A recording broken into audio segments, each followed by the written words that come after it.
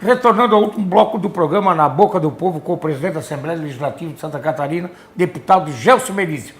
Deputado, recebemos a visita agora aqui, acabou de entrar e acabei não percebendo, deputado Aldo. Deputado Aldo poderá ser o presidente da Assembleia a partir de fevereiro de 2017? Quem sabe não a partir de fevereiro de 2017, mas no próximo mandato, com certeza o Aldo exercerá a presidência por um ano, porque tem esta condição, junto com o deputado Silvio Drevik, dois nomes qualificados, e a partir deles, acredito, vai se construir este período nos próximos 2 anos. Não depende de mim, depende muito mais dos 40 deputados, mas a tradição da casa, quando há uma troca de um período mais longo, é sempre fazer um mandato dividido. Dividido acordos, né? Então é muito provável que nós tenhamos no próximo mandato o Silvio Drevik e o Aldo ocupando esta função, como poderia ser por outro, poderá ser por outro, quem escolhe são os deputados, mas é um caminho a ser seguido com absoluta certeza, tendo o Aldo participando por merecimento, pelo seu jeito, pela sua forma e pela compreensão que tem, como eu disse no começo, de que o exercício da presidência é meramente administrativo. Tanto para ele como é para mim agora, o que vale é o mandato e a representação popular. E tenho certeza que, caminhando nessa direção, o Aldo fará, como nós procuramos fazer aqui, um mandato que preserve o exercício parlamentar de todos, que nós possamos ver o parlamento num momento tão difícil porque passa a política nacional, passando à margem deste processo, não tendo CPF de nenhum deputado envolvido com escândalo e podendo ter nos processos administrativos da casa também um parâmetro a ser analisado, a ser avaliado e espero que bem pela população. Verdade. Eu vejo aqui, estimado, que a Assembleia também aprovou esse aumento no número de desembargadores, de 62 para 94. E, evidentemente, que vem um incremento de despesa, né? De 5 milhões, 10 milhões, sei lá. Não tinha como fugir disso e agora o Ministério Público também está pleiteando esse número de aumento de promotores de justiça? No caso do tribunal, na verdade, o que não é o que parece. Nós tínhamos já existentes no quadro do tribunal 60 desembargadores e 30 juízes de segundo grau. Segundo grau. Que se denominava pinguim, que na prática tem todas as atribuições, toda a remuneração, toda a estrutura de um desembargador. Do desembargador. O que foi feito foi transformar o que era um processo, de certa forma, torto no que diz respeito à sua regulamentação, e me parece que é muito correto ter, de fato, o que é o sistema real. Para que se possa respeitar a Constituição e tendo o 5º da OAB e do Ministério Público participando, na forma dos pinguins não existia, me parece que é grande a contribuição que o 5º dá ao Poder Judiciário, porque oxigena as suas decisões, a sua relação interna, e não há, neste quesito, criação de novos desembargadores. Nós temos os mesmos 90. Nós trocamos ao nome, nós trocamos a marca, com as mesmas estruturas e com uma clareza mais efetiva no que diz respeito ao trato com o Poder Judiciário. E quanto ao Ministério Público, que está reivindicando também agora um aumento de número de promotores? O Ministério Público ele vai ter que se adequar ao seu orçamento e ao seu percentual. Nós temos hoje um percentual da receita que é aplicado aos poderes. Se dentro do seu orçamento e da sua receita couber o acompanhamento desta demanda, ele faz. Se não tiver, não faz. O que nós não teremos é um recurso adicional para aumento de estrutura de nenhum poder, nem do Judiciário, nem do Ministério Público. Estimado presidente, auxílio moradia. Auxílio moradia. A gente também viu na imprensa que o senhor também combate bastante, são 1.028 integrantes de funcionalismo nos promotores, juízes, desembargadores, a Assembleia, Tribunal de Justiça, Ministério Público, Tribunal de Contas do Estado, que em 2015 foram gastos mais ou menos para auxílio moradia na faixa de 50 milhões. É muito dinheiro. Esse auxílio moradia, claro, os deputados de fora, juízes, promotores. O senhor combate isso também? Não, o que tem no serviço público muitas vezes se trata com um penduricalho. É uma folha de pagamento que você olha, ela tem uma dezena de rúbricas criadas e construídas. No caso do auxílio moradia, sendo prático e efetivo, ela é remuneração. Ela está com um título de auxílio, mas ela faz parte de todos os poderes, em todos os salários, de remuneração efetiva. O que tem que se discutir é se o somatório deles e o salário pago é muito ou é pouco para o serviço prestado. O rótulo, ele deixou de ser efetivo há muito tempo. De auxílio moradia não tem nada, ele é remuneração disfarçada. O acúmulo dessa remuneração. Mas é salário. É salário. O que nós devemos discutir é se o salário, o auxílio moradia é muito, é pouco, é suficiente ou é insuficiente para termos um bom serviço prestado e para atrairmos para o processo público pessoas qualificadas que possam dar uma contribuição efetiva para a sociedade. Acho que é esta a discussão que tem que ser feita. Ô, estimado presidente, como é que você vê o cenário nacional? Houve o afastamento da presidente Dilma, o Michel Temer, do PMDB, vice-presidente da República, assumiu o comando do país. O país, a gente sabe que vive um momento de crise muito forte, crise econômica, ética, moral, enfim. Como é que você vê esse momento Brasil? Você não falou da principal crise, que para mim é a mãe de todas. Mais do que isso. O Brasil vive uma crise de líderes. De líderes? Nós estamos numa troca de geração política que ocorre no mínimo a cada 50 anos. Nós estamos falando lá de 60, 62, 58. E essa troca de geração, ela causa um enfraquecimento das lideranças. Você olha para o Congresso, você não enxerga líderes dispostos a carregar o ônus das mudanças e das transformações. Isso está no Judiciário, está nos Legislativos e está no próprio Executivo. Então, esse ato de 10, 12, 15 anos que nós temos é o grande mal que acarreta muitas anomalias. No caso da corrupção, no caso das transformações, das mudanças estruturais que não ocorrem por falta de condução. E se você olhar para o Congresso, você fica tonto. Você não enxerga meia dúzia de pessoas que possam sentar numa mesa independente de partido e conduzir um rumo para o país. Agora, isso é um amadurecimento, é uma transição que tem que ser feita e a cada crise profunda como que nós temos agora, você sai um pouco melhor dela. Eu não sei se ela está conclusa ou se está próxima de ser conclusa. Acredito que antes de 2018 nós teremos muitas turbulências no curso ainda. É ruim, é muito ruim, mas é necessário. E o bom é que está se fazendo com serenidade, respeitando a Constituição, com divergência de pensamento, mas com um caminho muito claro de que o Estado brasileiro, a sociedade, a nação brasileira é muito mais importante do que as pessoas, do que os partidos. Estes são passageiros. O processo social permanece com avanços, com recuos, mas me parece que se fizermos um traço social e olharmos para o passado, nos últimos 20 anos, nós tivemos uma evolução significativa no serviço prestado, na expectativa de futuro, na longevidade das pessoas e, portanto, a nossa média é boa. Agora, na questão ética e moral, há que haver uma depuração que se fazem pelo Poder Judiciário e também pelas urnas. A cada 2 anos nós temos eleições e com tanta informação é muito difícil o eleitor se enganar. Ou ser enganado. E hoje o eleitor foge da urna, né? Você vê que o percentual de que não vão votar, não querem mais votar, e eu comentava isso no programa que eu gravei com o deputado Aldo, uma incidência, um percentual muito grande, que assusta até. Por que está ocorrendo?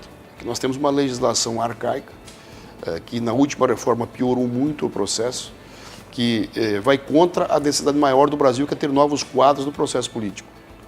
Hoje as novas lideranças, as pessoas que estão fora do processo, não falo novo, não falo em idade, falo oxigenados dentro de uma nova política sendo construída. Elas não têm oportunidade de ingresso na vida pública, porque há um emaranhado de legislação que inibe, assusta e afasta as novas lideranças do processo político. No tempo que foi reduzido, na dificuldade de custeio das campanhas, na dificuldade em ter viabilidade eleitoral com as novas regras. E aí você tem um distanciamento das pessoas com aqueles que estão exercendo as suas candidaturas. Então, é um processo que tem que ser revisto, até porque se mudou recentemente a regra eleitoral, mas não se mudou o sistema eleitoral. E o Brasil precisa de uma transformação profunda no sistema eleitoral. Seria uma reforma política? É tão falado, mas muito difícil de ser feita. Não caminha, porque né? Não caminha. Ela vai ocorrer com alguma ruptura que venha a acontecer, como está acontecendo. Muito mais de fora para dentro que de dentro para fora. Agora, que nós precisamos de novas pessoas participando. As mulheres são seguramente uma reserva moral, técnica e ética que está pronta para ingressar na vida pública. Nós temos que construir caminhos para isso. Eu sempre defendo isso com muita ênfase, de que os parlamentos deveriam não reservar 30% de vagas de candidatas, mas sim de cadeiras para as mulheres. De cadeiras. Porque isso traria mais oportunidade, com a oportunidade teria mais participação e com a participação oxigenação dos quadros políticos. É preciso que isto ocorra pelas mulheres e pelos jovens. No caso dos jovens, criando condições para que eles tenham viabilidade eleitoral. Não é com esse sistema que eles terão.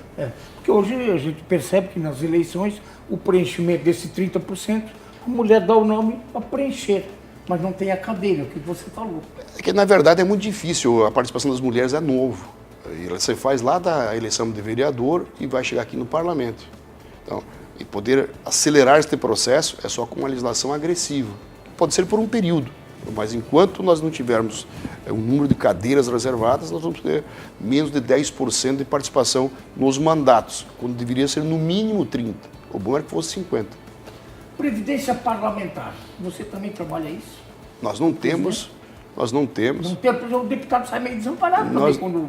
Mas deputado não é profissão. O deputado é um exercício de um mandato popular. De uma missão. E por um período que é definido pelo povo, não por ele próprio. Ele pode fazer um projeto e ficar 10, 12, 20 anos como deputado, mas pode ficar 4 só. Então não há como se dimensionar uma aposentadoria para um serviço que não tem prazo incerto. Não me agrada a tese e nós não temos, não vamos ter. Corrupção. Voltando um pouquinho de Brasília, estamos finalmente infelizmente encerrando o programa. Lava Jato, o juiz Sérgio Moro, essa lambança toda, empreiteiros presos, políticos presos. O Dado Cunha foi preso agora recentemente, enfim. Você vê isso tudo, essa construção, Lava Jato vai ter fim?